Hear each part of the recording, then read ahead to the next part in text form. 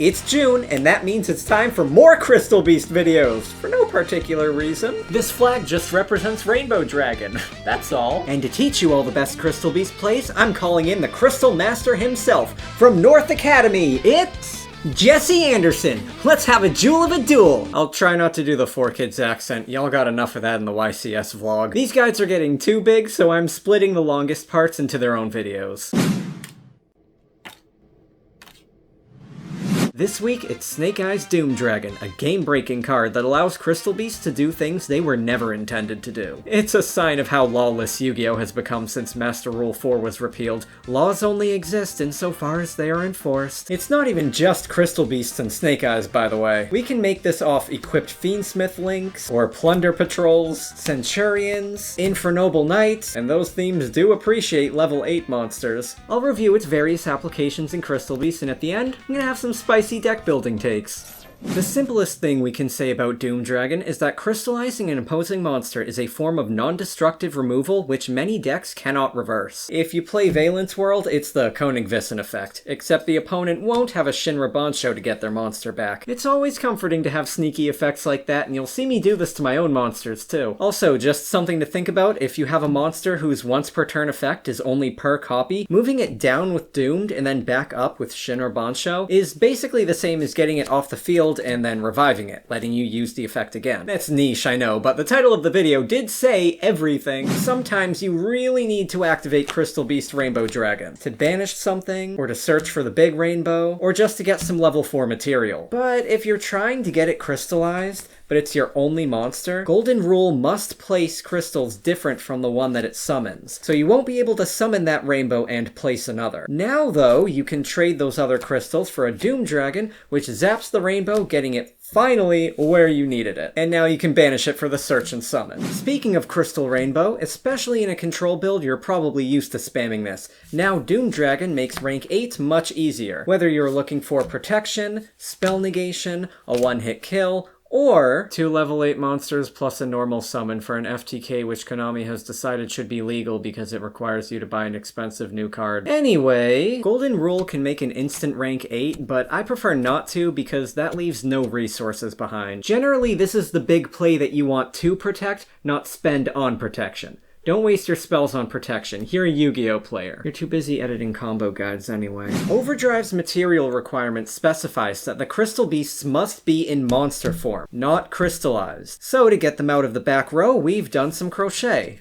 Tag out Rainbow Dragon for Rainbow Overdragon to trigger the Sheep's effect to revive Ruby, triggering Ruby's effect to move these up. Ugh, you lucky Master Duel players get to turn these into Apollo. And then just banish everything and you get your ultimate crystal Rainbow Dragon Overdrive. Now though, those crystals can inherently send themselves to the graveyard to make a Doom Dragon. Not only does this give you another easy way to free them for material for Overdrive, but it also means that crystals are no longer a dormant resource. Rainbow and Advanced Ruby are no longer the only ones who can do something from the back row. Have fun, y'all! Doom Dragon's effect is limited to once per turn, but the summon is not, so you can clear out all of your crystals for these. And not just in pairs. If you've got an awkward trio down there, send 2 to make Doom Dragon, and activate its effect to zap itself, so now that lonely crystal can pair up with the teacher. Please vote for leaders who will increase teacher salaries because they're really important and you can't do this combo without them. Now that we can turn crystals into purples, our sheepy friend just got a lot friendlier. In a combo strategy, the main goal of the setup phase is to gather 4 materials for Saryuja Skulldread for a burst of resources that'll lead us into Overdrive or other bosses. So we need to summon 2 swarms, one to make Saryuja, then another to make the finishers. The first swarm probably comes from something like Golden Rule or Beacon, both being used with Ruby, or maybe you can use whatever other engines you've added to your deck. You can also get a bunch of monsters out of sheep combos like the one you just saw, but the sheep combos are better saved for the post-Saryuja finisher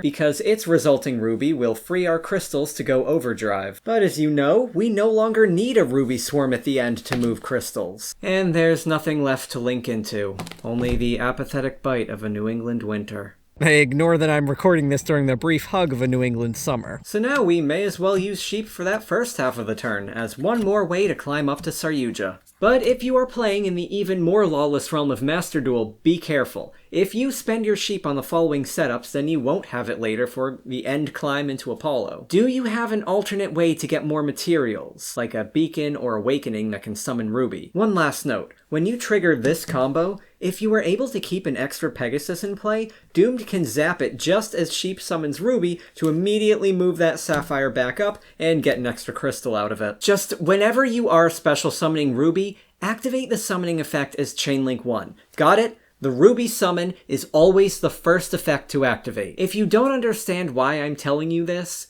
good. Sleep well tonight. Yu-Gi-Oh's rules make sense and are internally consistent. Just Crystal Bond and a normal summon can now reach Link 4, but in 3 materials, so you will need any other summon to get Saryuja's draw effect.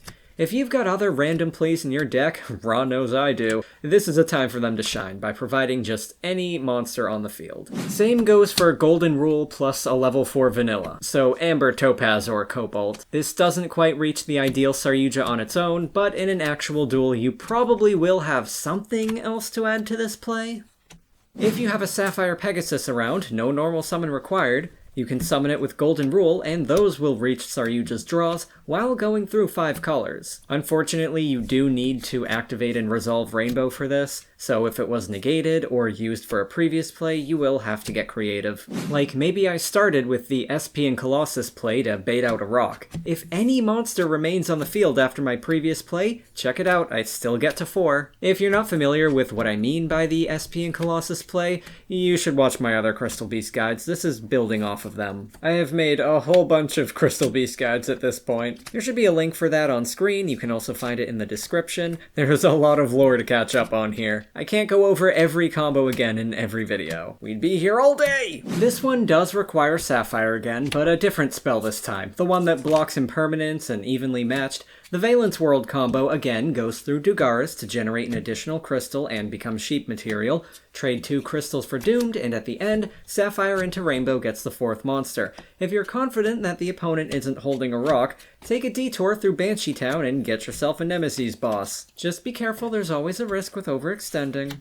I don't know how many of y'all are using Revolution Synchron, but I love it. In last year's big Crystal Beast guide, I discussed how Herald of the Arclight is vital for Revolution Synchron plays. Tuning with a Crystal Beast earns a Golden Rule search, and the Synchron comes back to make Crystal Wing. But if you don't already have a Ruby for that Golden Rule to summon, you'll have to get it out of the deck and off the field. Packing Arclight lets you get it off the field as material for another thematically appropriate Synchro Negate. Squeezing 2 new cards into the extra deck is a big ask, so I had to reevaluate some life choices. It is now possible to get from Revolution and Sapphire to Saryuja with protection without running Arclight. We can get the materials through a Doomed Sheep combo. And here again, you can go through the Nemesis for no additional cost. This does spend the sheep, but you probably wouldn't need it later anyway. And only Arclight can protect Golden Rule from Dominance traps, but most opponents would have used them on Rainbow anyway. Now that those boring combo tutorials are out of the way and only the real Crystal Beast fans are still watching, it's time to get a little saucy. After every shakeup, I test Crystal Tree and Aegis again. Even Blessing. After all, you can't say they're bad if you haven't given them a serious try with the current card pool. But I have, and I can. They're bad. But like, not that bad. Obviously, you'll need to be running a more pure build because these require multi-spell combos to do anything. Those big combos will almost always be overkill when you're testing Solitaire, but in a real duel against Disruption, it helps to be able to string together a messy turn, not reliant on any particular card resolving. Overpowered as Golden Rule may be, if it's your only power spell, it becomes a huge choke point. Other times, you need more firepower than just the one best spell. Anyway, Crystal Aegis already had Saryuja setups with Bond, Tree plus Sapphire, and Valence plus Sapphire. This video's long enough. If you want a fun puzzle, try figuring out for yourself how these combos play out. Thanks to Doom Dragon, you can now also combo off with Golden Rule and any Crystal Beast, although you could also do that more efficiently with just Beacon as usual. The tree generating more crystals than we'd know what to do with is not a problem anymore, so I'd say that's worth testing again. If you don't need those crystals for a Ruby Swarm, they are doomed dragons, which means removal, material, or sheep. Certainly attractive in Master Duel, where Rainbow Ruins is still viable.